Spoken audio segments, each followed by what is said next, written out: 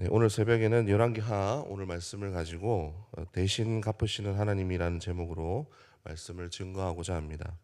오늘 본문을 조금 길게 읽었습니다만 내용에 좀 더 집중하기 위해서 이 전반부에 해당하는 사건을 가지고 함께 말씀을 살펴보도록 하겠습니다. 이 오늘 사건은 이 엘리사 선지자가 그의 활동기에 있었던 기적 중에 하나를 다루고 있죠. 오늘 다루려고 하는 내용은 기름을 하나님께서 기적적으로 채우셔서 그 가정을 돌보신 사건을 말합니다.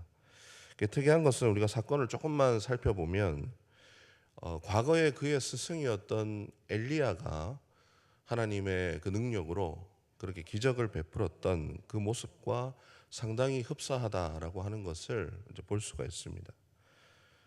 특별히 우리가 이제 말씀을 읽다 보면 나라의 운명을 좌우하는 그런 중대한 사건을 다루다가도 갑자기 어떤 한 개인의 그 가정의 사건을 이렇게 다루게 되면서 특히나 오늘 이 과부가 등장을 하죠.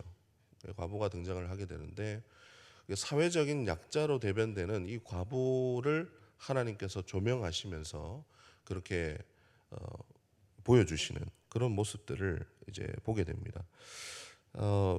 과부와 같은 이런 사회적인 약자, 과부와 같은 가정을 왜 하나님께서 이렇게 돌아보시고 왜 이렇게 보여주시는 걸까요? 예, 한 가지죠. 하나님께서 관심사를 어디에 두고 계신가? 성경의 이 기자를 통해서 하나님이 지금 시선을 어디에 두고 계신가를 그것을 그대로 따라가게 되는 것입니다. 나라의 운명, 큰 그림 안에서 이렇게 보다가도 하나님은 한 개인의 가정, 그 비천하고 참으로 이 절망 중에 있는 그 가정 가운데서 하나님의 시선이 머물렀다라고 하는 것입니다. 그런 이 말씀은 뭐냐면 특별히 이런 고아와 과부, 사회적 약자가 나타났다라는 것은 어쩌다가 나타난 것이 아닙니다. 이런 엘리야나 엘리사가 활동했던 당시에 이렇게 이런 모습들을 보여주는 것은 이 원인이 무엇인가를 성경이 고발을 하고자 하는 것인데 그 원인이 무엇입니까? 갑자기 이런 가난한 사람들이 나타난 것이 아니라 그 원인이 결국에는 이 하나님의 백성들이 언약을 떠나게 되고 하나님의 축복을 자신들이 하나님을 버리게 되고 그렇게 영적인 타락의 이 원인이 있었다라고 하는 것이죠. 반복해서 언급을 드립니다만은 영적인 타락이 오면 반드시 육적인 타락, 그러니까 사회적인 그런 죄의 문제가 대두가 됩니다. 도덕적인 타락이 같이 오는 것이죠. 그러면 도덕적인 타락이 오게 되면 사회적으로 윤리가 무너지면 어떻게 됩니까? 가장 피해를 보는 사람이 누굴까요? 이런 약자들이 가장 먼저 피해를 보게 되는 것입니다.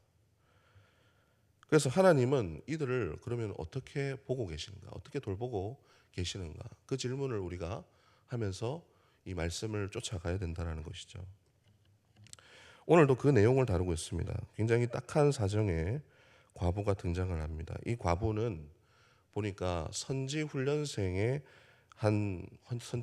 아내로 이렇게 보여집니다. 그 선지훈련생 남편 되는 사람이 여기에서 자세히 나오지는 않습니다만 갑자기 어떤 이유로 인해서 죽게 된 모양입니다. 하나님을 신실하게 섬겼다. 여호와를 경외했는데 어떻게 이런 일이 일어났는가? 과부가 부르짖으면서 그렇게 이 사건이 시작을 하게 되는 것이죠. 그리고 결국에는 그 남편이 죽게 되므로 생계가 어려워지게 됐어요. 그래서 그 생계의 이유로 빚을 지게 됐는데 그것을 다 갚지 못하게 됩니다. 그래서 그 빚을 갚아야 되는 이유로 두 아들이 이제 종으로 팔려가게 됐다. 이렇게 하는 그 내용을 자신의 사연을 이 선지자에게 고백을 하고 있습니다. 사실은 이 과부의 딱한 사연이 단순히 가난한 사람이 하나님께 부르짖어서 기도해서 응답받았다라고 하기에는 사실 그보다 훨씬 무거운 주제를 좀 담고 있습니다. 그게 뭐냐면 서두에 말씀드렸던 것처럼 사회가 무너졌다. 사회가 제 기능을 못하고 이 사각지대에 있는 약자들을 제대로 돌보지 못하는 도덕적으로 무너지니까 이웃들의 굉장히 냉담한 냉소적인 그런 반응들을 이제 보여주고 있다라는 거죠. 최소한의 인권의 어떤 보호도 받아야 되고 그렇게 보호를 받아야 되는 그런 사람들에게도 조차 그런 사람들이 전혀 돕지 않는 그것을 외면하는 그런 사회상을 그대로 보여주고 있다라는 것입니다. 빚을 졌습니다. 빚을 졌는데 두 아들이 종으로 팔려가게 됐다. 이 얘기는 간단히 얘기하자면 하나님은 이 빚을 진 것에 대해서는 갚아야 된다고 그 원칙을 정하고 계십니다. 그래서 우리가 성경을 보면 빚을 두려워해야 된다. 빚을 막 지면 안 된다. 그러니까 경제적인 그런 부분들도 말씀을 하고 있는데 뭐 그렇다고 해서 자기 스스로가 어떻게 할 수 없는 그런 상황에서 빚을 져야 되는 그런 사람들도 있지 않겠습니까? 어쨌든 하나님은 빚을 지은 사람에게 빚을 갚아야 할 의무를 지우게 하십니다.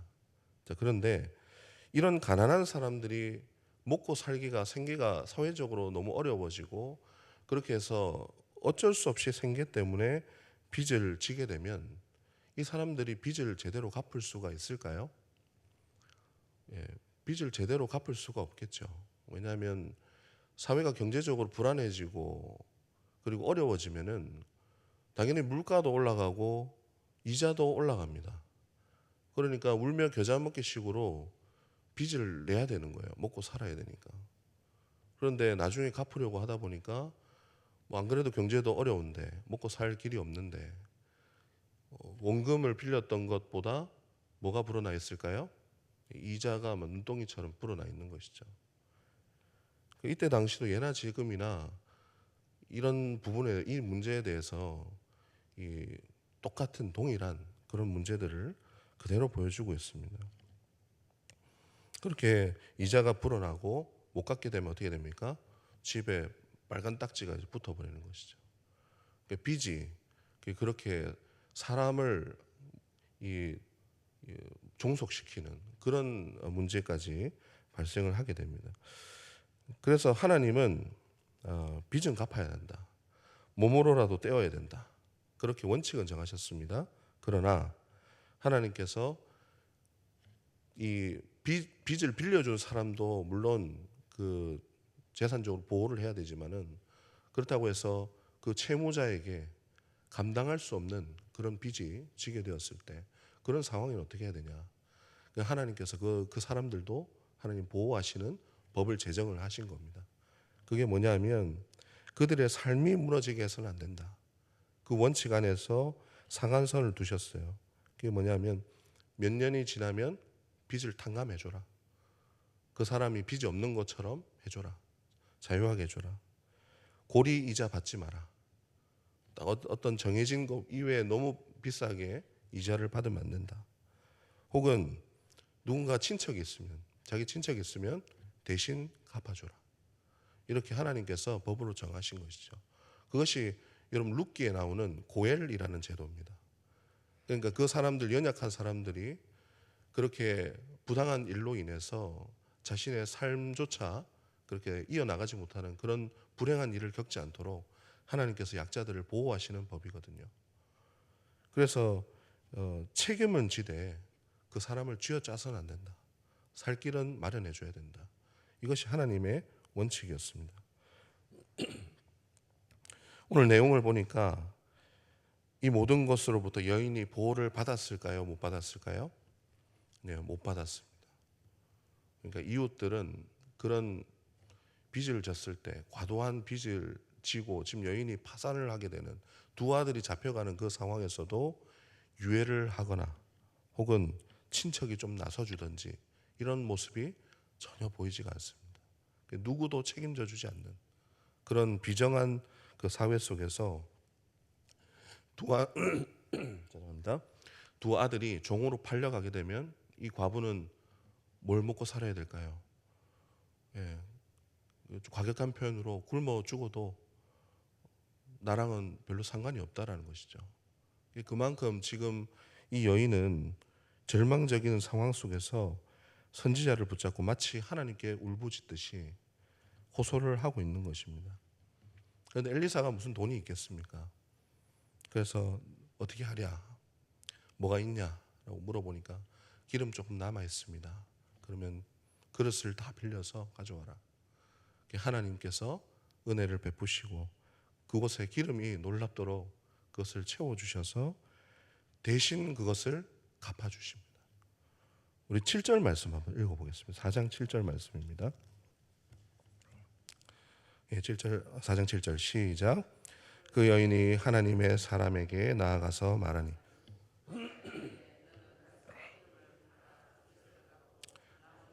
너와 네 두 아들이 생활하라 하였더라. 아멘.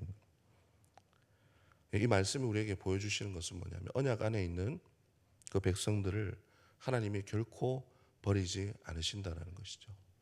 아무리 비천하고 아무리 연약하고 절망 중에 있는 그런 백성이라도 하나님께서 반드시 책임져 주신다. 그것이 우리 하나님이시다라고 하는 것을 그대로 보여주고 계십니다. 우리가 언약을 신실하게 지켜서가 아니라 하나님이 자기 아들을 우리에게 내어주시고 죽기까지 그것을 다 내어주셔서 그 우리의 사망의 그 그늘 아래 있는 우리에게 그 죄의 빚을 다 탕감을 해주신 거예요. 하나님께서 그 십자가를 통해서 우리의 죄의 빚에서 완전히 탕감을 해주셨다는 것입니다. 뿐만 아니라 그 언약 안에 있는 백성들을 책임지셔서 부족함 없이 오늘도 말씀해 보면은 빚을 다 탕감하고 또 기름이 남아 있어요. 그것을 가지고 네가 생활하라 이렇게 말씀을 하셨는데 그 부족함 없이 모든 필요를 하나님께서 채우시고 은혜를 내려주시는 그 하나님이시라는 것을 오늘 말씀을 통해서 보여주고 계십니다. 그러므로 우리에게 말씀하시는 것은 두려워하지 말고 염려하지 말고 신실한 하나님 안에서 그 자유와 부요를 누려라. 그 빚 때문에 가슴치고 그 죄 때문에 가슴치고 그렇게 내 사정 때문에 그런 어려움 때문에 그렇게 고통스러워하지 말고 신실한 하나님이 갚으시는 그 자유와 그렇게 채우시는 부요를 누리라고 우리에게 말씀을 하고 있습니다. 오늘도 이 말씀을 우리가 기억하면서 여러분 하나님께서 책임지시는 하나님 모든 죄짐을 대신 탕감하시고 그 백성들을 그냥 두시겠습니까? 하나님께서 끝까지 책임지시고 그렇게 부욕해 하시는 하나님이시라는 사실을 우리가 기억하면서 그 하나님의 언약 안에 축복을 누리시는 저와 여러분 되기를 주님의 이름으로 축원합니다. 우리 기도하겠습니다. 하나님 아버지, 우리의 모든 죄짐 그 빚을 예수님을 통해서 그 십자가에서 다 갚아주시고 우리를 속량하시니 감사합니다. 때로는 우리가 상황이 녹록치 않아서 하나님을 잊어버리고 삶의 부족함과 불안을 경험하며 염려하는 모습도 있습니다. 그러나 오늘 이 과부에게 행하신 사건처럼 언약 백성을 결코 버리지 않으시고 신실하게 응답하시고 채워주시는 하나님을 믿으며 살아가게 하여 주시옵소서. 세상이 책임져 주는 것이 아니라 하나님만이 나를 책임지시는 그 귀한 목자 되심을 고백하며 오늘 하루도 씩씩하게 주님 안에서 살아가는 모든 성도들 되게 하여 주시옵소서. 감사드리며 우리 주 예수 그리스도의 이름으로 기도드리옵나이다. 아멘.